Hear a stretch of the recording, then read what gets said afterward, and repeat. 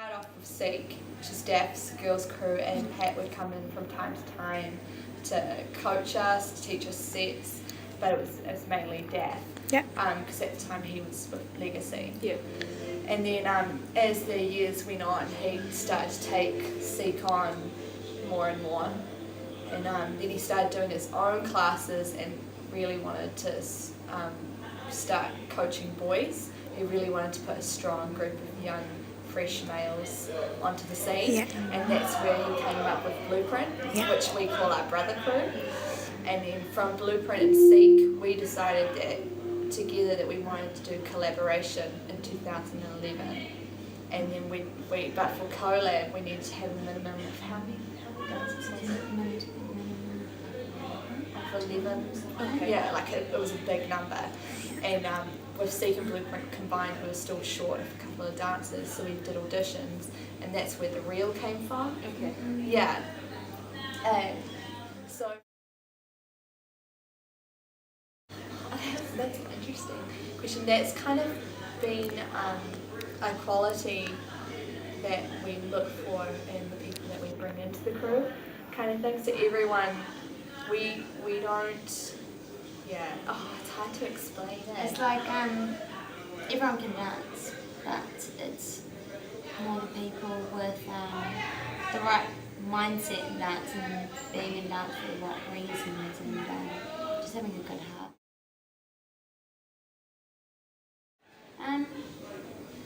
Yeah, that is a pretty hard question, but I mean, with Daphne, like, she has taken on anyone with like a little bit of potential, like me. Yeah.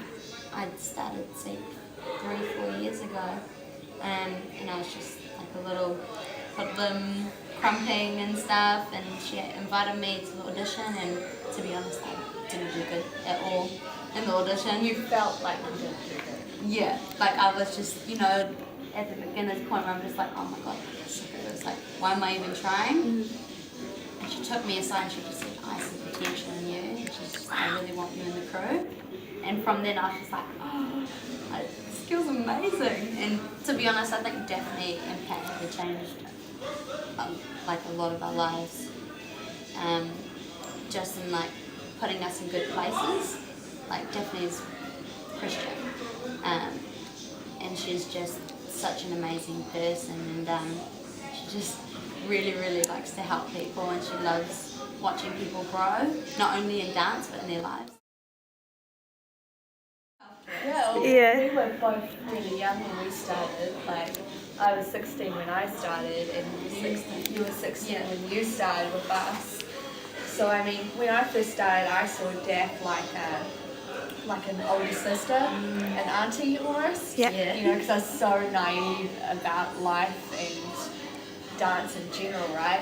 And I saw Pat as the same, like an older brother, uncle kind of place. And then as I grew up and we went through life and experiences, they have fully become my family. You know, like, so they go from like, you know, not like, I've always considered them family, but they're like more than family because they know everything about me. Yeah. You know, we share life, so we're best friends and we're family, and we just have that trust and that love for each other. And I think that's what we call family.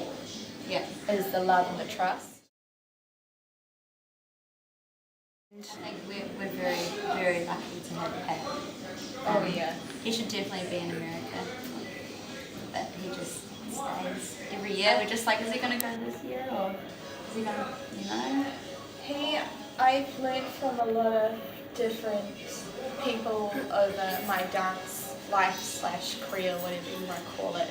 And you can tell the difference between people who just see it as the mundane job to people who just live and breathe it. He has so much life experience in dance as well that he brings that to his classes.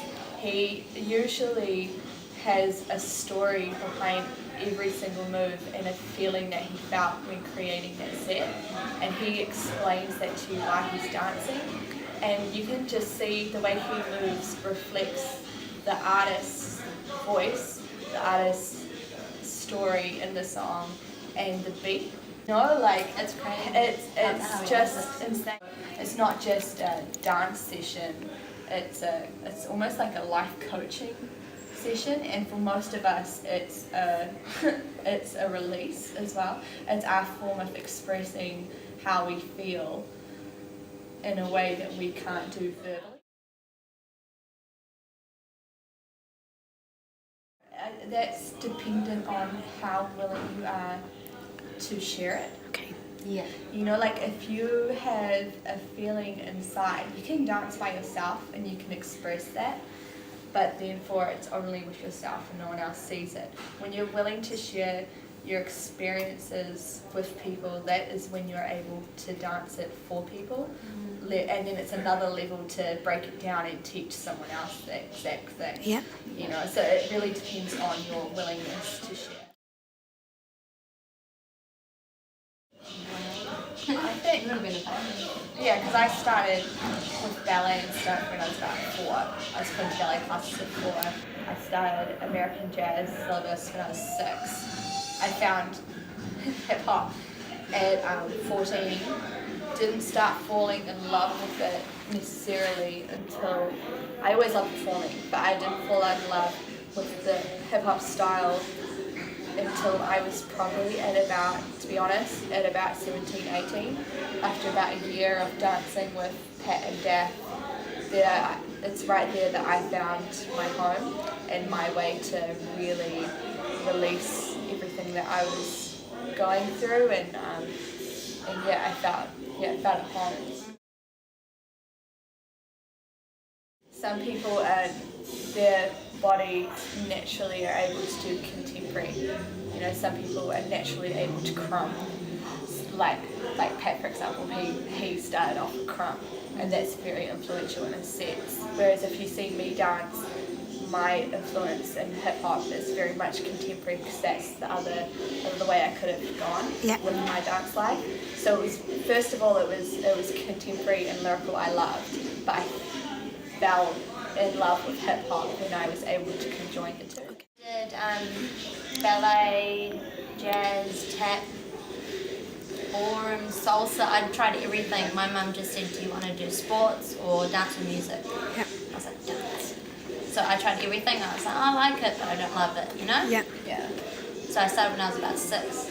And then I started crump. Loved crump.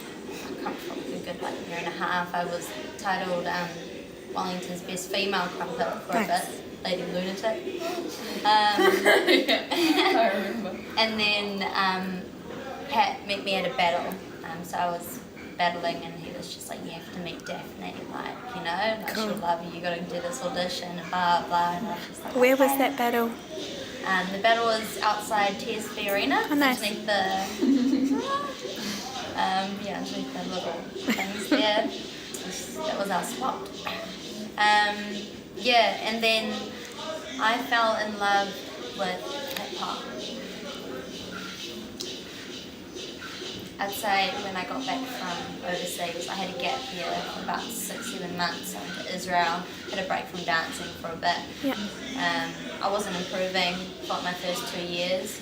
I was on the same level, just dancing because I was dancing, Okay. and just not in it for the right reasons. Yeah. Got back from Israel and I was like, "Oh my gosh, I've missed dancing so much." I got back, and ever since I've been back from Israel, just my mindset almost towards dance is completely different. It's just